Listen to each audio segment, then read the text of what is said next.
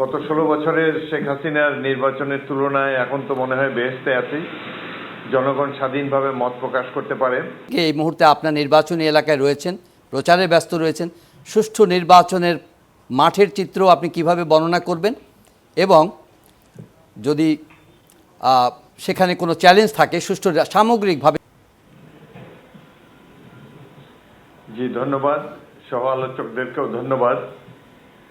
আমি আমার নির্বাচনী এলাকা ভোলা 3 অর্থাৎ লালমোহন এবং তজুমউদ্দিন দুটি থানা নিয়ে গঠিত আসন থেকে কথা বলছি।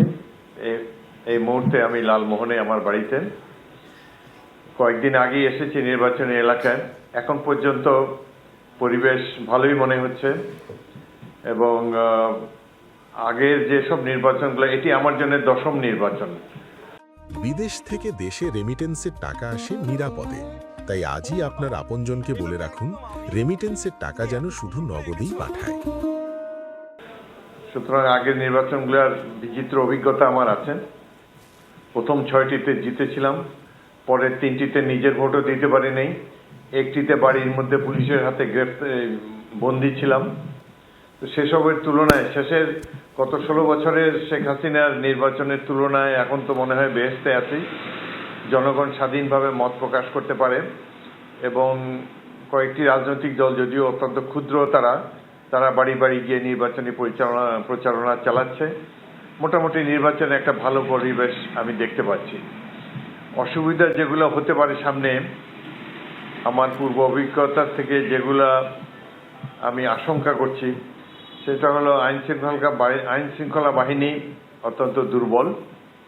কোনো ধরনের মব ভায়োলেন্স হলে সেটি তারা ঠেকাতে পারবে বলে আমার মনে হয় না, এবং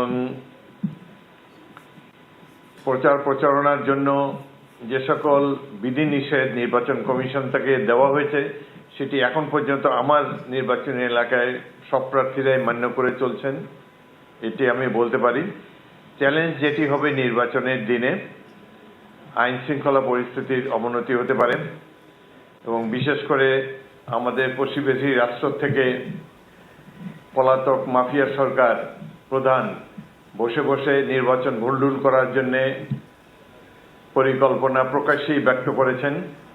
সেই দিক থেকেও কিছুটা চ্যালেঞ্জ আছে, এবং নির্বাচন ভণ্ডুল করার জন্য আওয়ামী লীগের সন্ত্রাসী টাইপের কর্মী বাহিনী, এরা এমনিতেই সদা প্রস্তুত থাকে। এখন নির্দেশ অনুসারে পরিকল্পনা এবং ছক নিয়ে তারা নির্বাচনকে ভণ্ডুল করার জন্য চেষ্টা করবে। নির্বাচনের দিনটি, তারিখটি যত কাছে আসবে, ততই তাদের সন্ত্রাসের মাত্রা বৃদ্ধি পাবে বলে মনে হচ্ছে। তবে আমার ভোলার প্রত্যেকটি আসনে নির্বাচনী এলাকায় এখন পর্যন্ত শান্তিপূর্ণ সহ অবস্থান রয়েছে, এবং সব প্রার্থী তাদের নিজের ইচ্ছামতো নির্বাচনী প্রচারণা চালাচ্ছেন। প্রশাসন এখন পর্যন্ত মোটামুটি ভালোই আছে। তারা বিভিন্ন প্রার্থীর কাছ থেকে নির্বাচনে প্রোগ্রামের যে শিডিউল তারা নিয়েছে, সেই শিডিউল সবাই মান্য চলছেন। আইনশৃঙ্খলা পরিস্থিতির ঘোরতর অবনতিকে আমি একটি চ্যালেঞ্জ দেখছি, যেটি এই মুহূর্তে দেখা যাচ্ছে না।